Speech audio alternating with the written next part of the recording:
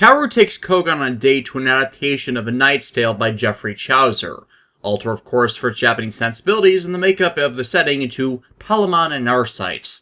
And you have no idea how long it took me to find this out. I saw this play as a kid because for a time my mom was big on being part of Milwaukee's art district, and seeing it here nagged at me. But I, for the life of me, could not remember the name. But it's more notable as it stars... Takatora Bata Kurashima!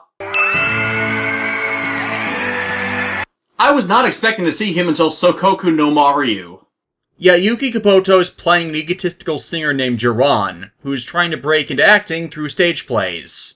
And yeah, Japan has a lot of pop culture stage plays if you've not seen clips of them, and they're really popular. Hell, Yuki Kubota, outside of his work on Kamen Rider Gaim, is most known for playing Date Masamune in the Sengoku Basara stage plays.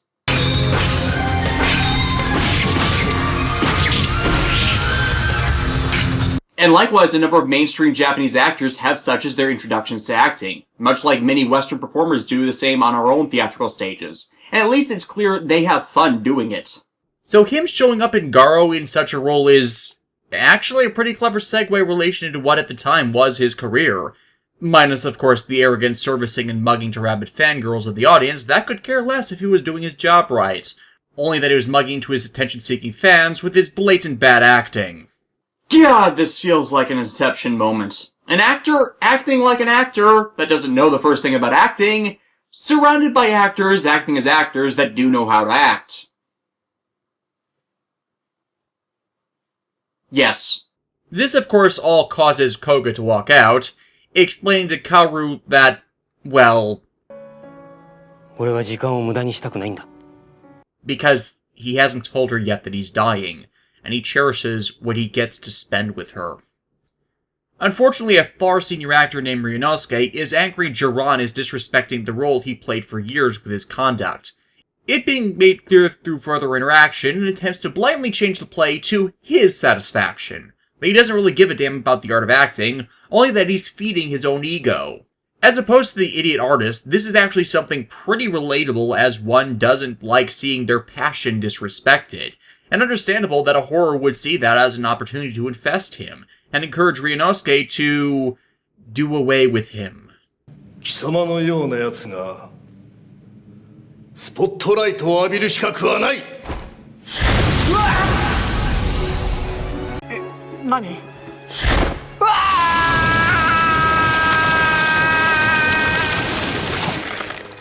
No worries, Takatora Bata. You can just get Fruit Jesus to heal you from that after you're Deus Ex Machina'd into having survived. Oh, wait! Ryunosuke retakes his place on the stage, Gonzo revealed to be a fan of his which tips Kogo off to the oddity, buying out the performance so he can confront the horror-possessed actor. That draws him into a bunch of different performance genres.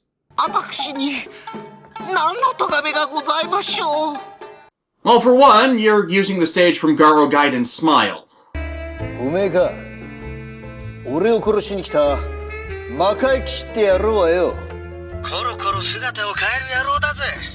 Hey, be happy you weren't the one who had to fight Masahiro Inoue, dude. Garo outwits the illusions, spouting the actor's own line to him in what is fitting irony, and perfectly encapsulates the arc this character went through, from the hero of his beloved performance to its villain, collapsing on his false throne. Fantastic work here. Episode 10 has Kaoru follow Leo on a journey he's making on his own to approach a spirit beast, in an endeavor to recharge a spent Mado brush that's special to him, which begins with him giving her a potion that will heighten her senses to the supernatural.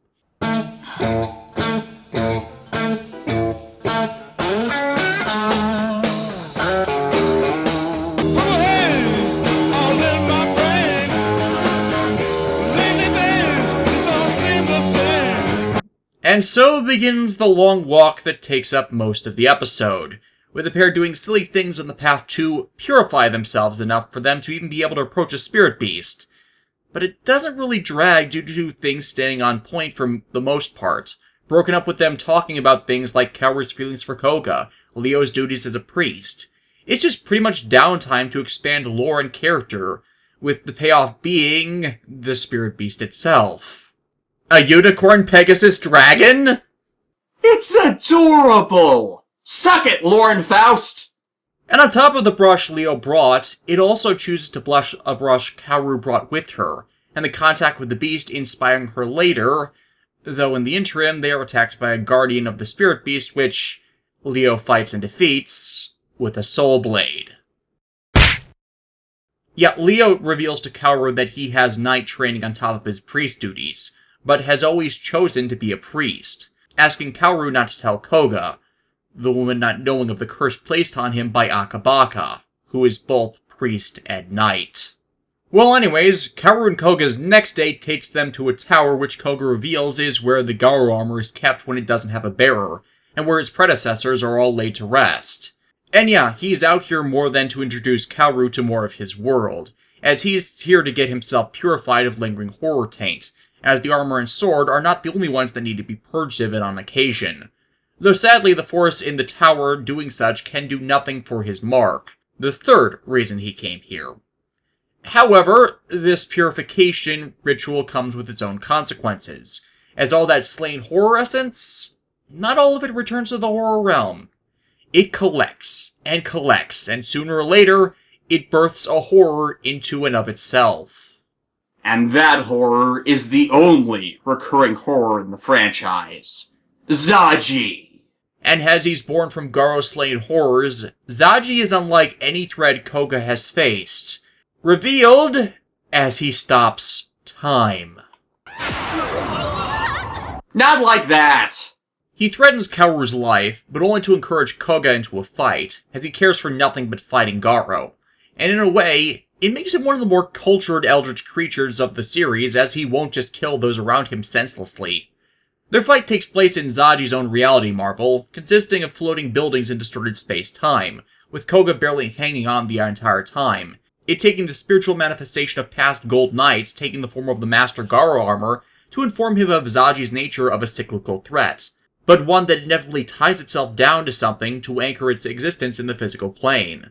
Thus, he manifests the full Master armor and smashes a statue they were near when Zaji attacked, severing its power. お前が黄金騎士の道を歩み続ける限り、我が同胞はまたお前の前に出現するだろう。お前に安らぎの時はない。構わん。俺が決めた道だ。And it is not a path he walks alone. 我が名はガロ。黄金騎士だ。光に照らせぬ闇などない。 So Zaji's banished until Raiga deals with him in a little over 20 years, the normal flow of time is restored, and it's revealed the statue Koga damaged has an inscription hidden under its mask.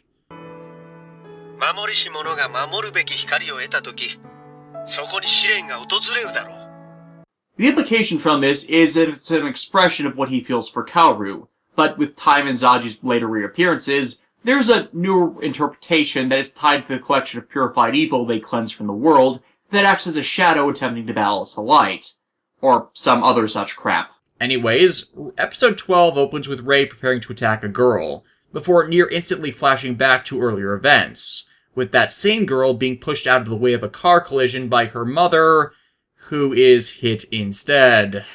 As I've stated before, I hate this trope, as there's this thing called momentum, where when you push someone else out of the way of something, just because you moved them doesn't mean the person that pushed lost all of their momentum, nor was unable to exert more to keep moving. You both could have made it out of the path of the car! Instead, the mother died, as did the driver, leaving the daughter, Misao, alone. Or did they? Because their corpses both disappear.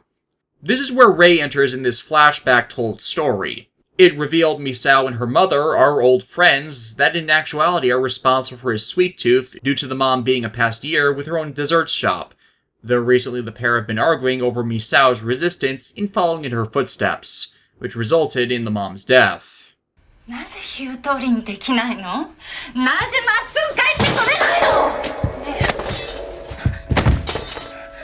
Or she could have been possessed by a horror. Either or. This is of course tipped off when evil mom proceeds to go nuts and beat the crap out of her, Misao too consumed by the guilt of getting her killed to try and defend herself from either the physical or psychological abuse. A lot of this feels like a metaphor for how children often feel forced to follow after their parents, but end up being suffocated or losing themselves because of it. Though Rei realized something was wrong and followed after them, flashing back, inside of a flashback, to the meeting where he saved her in turn from a different car. This girl really needs to stay out of intersections. Though seeing the horror in the mother, Rei has only one response.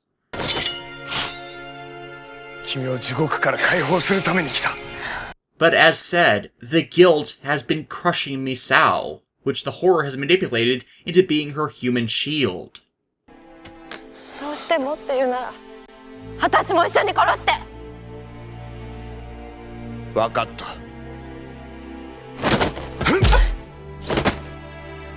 And though Rei saves her from the horror, Misao can't forgive him for taking the last connection she had to her mother, even if it was one that had been perverted. But Rei takes it in stride. As she'll get better, it will just take some time. Following this, Zaruba bursts into flames.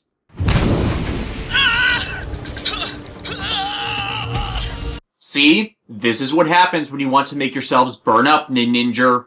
See, this is due to an irregularity in the silver blood. No, not that silver blood.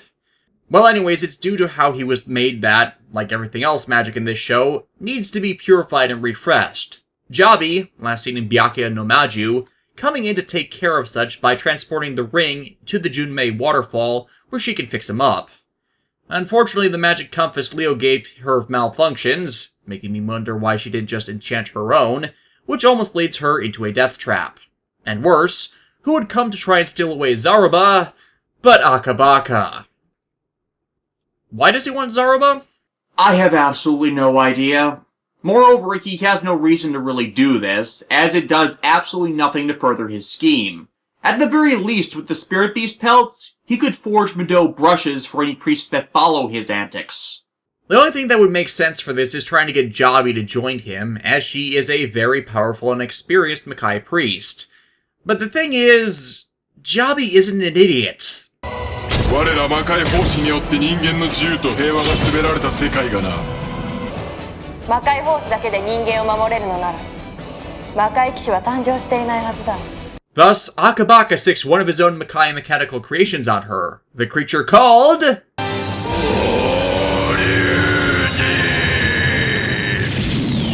while also trying to argue how they perpetuate the cycle of horrors for their own glorification.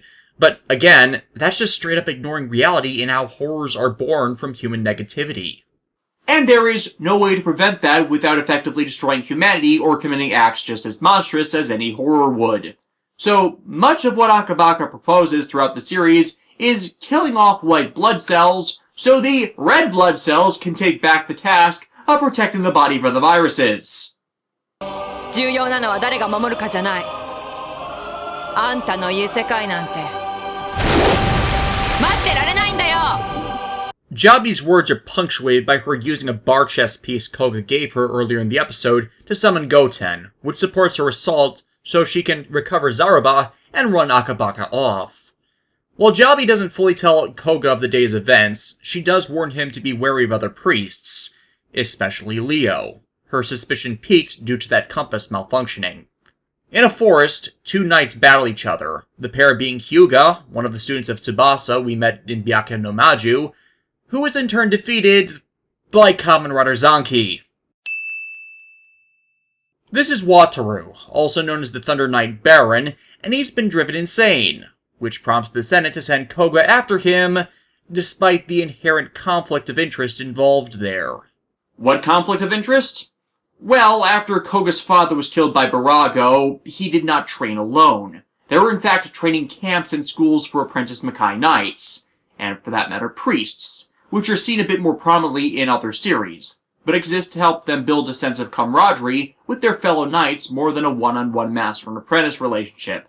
And Wataru was one of the instructors of the camp that Koga attended. This is all revealed in one massive flashback in the episode following the tale of Wataru's corruption, but since I'm on that tangent, I might as well take the time to address it, as it's kind of an odd tale. Not that we see Kid Koga in all of this, and in fact, the production team got back the same actor they had portray Kid Koga in Chapter of the Black Wolf, Ryusei Sawahata, but in how Koga is on the absolute worst team in the camp. And it is not at all his fault. He's actually the most dedicated to this. It's the other three on the team that are the problem. Granted, they try and hide this until the end of the episode. Helped that Ryusei hadn't portrayed young Koga in 5 years, so his appearance had changed a lot. But it's pretty damn obvious that Koga was the one with the white headband, and being held back by the rest of his team's antics.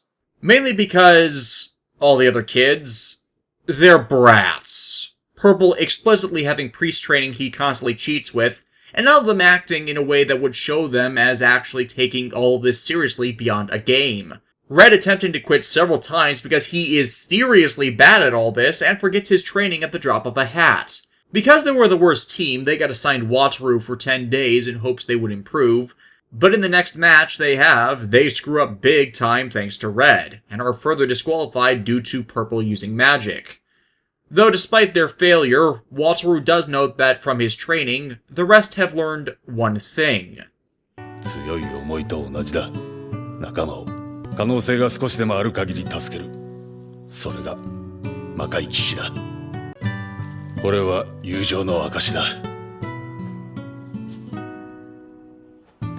Though this tangent does not have a happy ending, as a rogue horror broke into the camp and ate the other children before Wataru could intervene and stop it, Koga being one of the few survivors of that attack.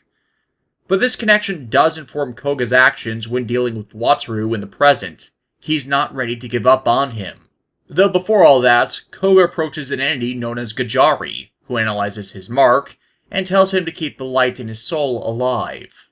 What this entity is never really explained at all, and is merely set up here so as to avoid Deus Ex Machina later on. All we know is it's not a horror nor divine creature, has no allegiance to either side, and it has more power than literally anything seen in the franchise, only not a threat as it finds amusement in others' actions. That and its body was apparently torn into pieces, so it doesn't exactly have a physical form anymore, though its pieces are still out there. Anyways, Tsubasa confronts Wataru over him attacking Hyuga, leading to them armoring up.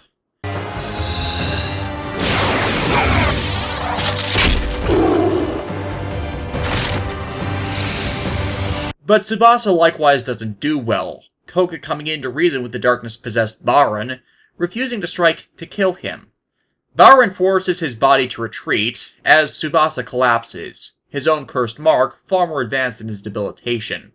We see things from Wataru's perspective, revealing this rampancy is a result of him trying to hunt down a priest, who turns out to be Akabaka, who created a dark counterpart of him that assumed his power and took control of him.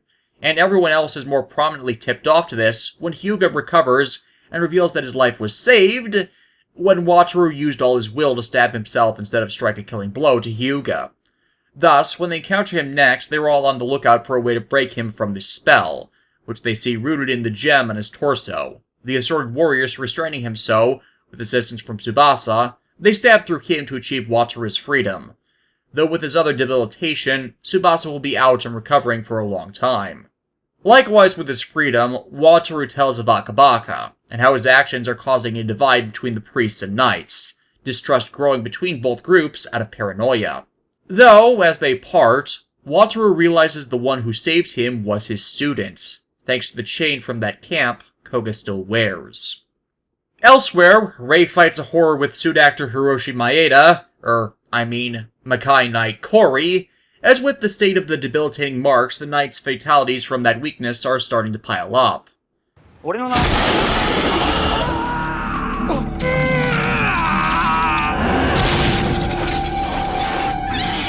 Case in point. Godspeed, you stuntman from original Power Rangers action footage. Yeah, this is in fact revealed to be a Goryu, which flees. Worse, there has been a change in the marks, them now showing a countdown to the knight's deaths. Rei asks for help stopping the rogue Goryu, the pair noting Leo's absence, as he in turn is at the prior knight's battleground, recovering a piece of the mechanoid. The original series knights eventually track down Akabaka, who stakes a collection of Goryujin on him, which makes them realize he intends to use all of these devices to replace the knights outright once they're all dead, requiring a demand for the devices with their absence, which will reassert dominion of the priests. Except, it replaces maintenance of one thing that's proven to work outright with an untested weapon system. One that's far more complex to craft. I mean, unless you're Microsoft, you don't force people to convert fully to something that may reveal itself to be utterly broken. But it does allow us to see Magic Knights fighting giant robots!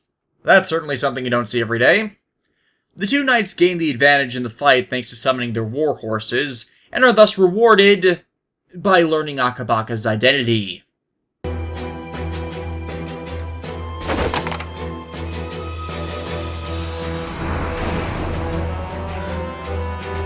Inconceivable! I am using that word sarcastically! レオ黙れ俺をそんなで呼ぶな Call me Iota! The story arc is once again tabled as Koga hunts a horror, but misidentifies its host as it's actually manifesting through letters. My god! Ghost Rider finally snapped! コウガそれを狙え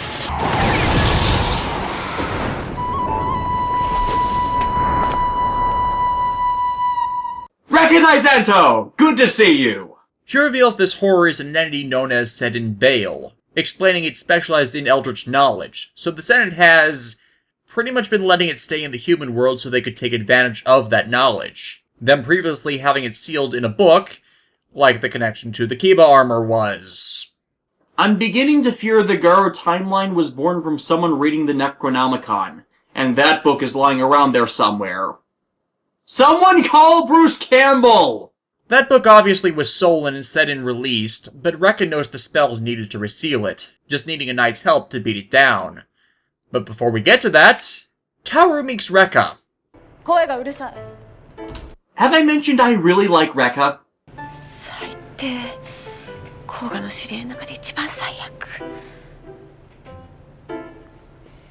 俺は女に興味はない私もあなたなんかに別に興味ありませんから Not to help that this interrupted her reveal that her book's finished, sent off to the publisher, and wanted to celebrate, which will have to be delayed to another time.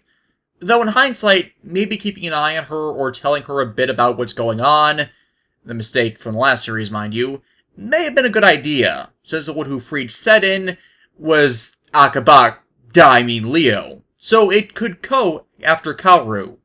Why? I have no idea. Revenge for calling him Leo? There's really no point to him doing this. I mean, it's not like Koga has actually managed to stop any of his plans. Him freeing Sedin, though, makes sense, since he needed ancient scriptures translated, so I guess it could have been a form of barter. But it's just odd. Sedin infects Kaoru's publisher with the kanji for desire, unleashing that emotion so he assaults her, Koga and Rekka intervening before things can escalate. Though, in the confrontation, Sedin reveals the secret of the seal, and taunts them with the futility it's enforcing. 因果がある限り人間はいつか必ず滅びる They find Sedin's core character and reseal it, Koga finally revealing the truth of his coming death to her, which she takes well. 何にも言わなくても分かってるから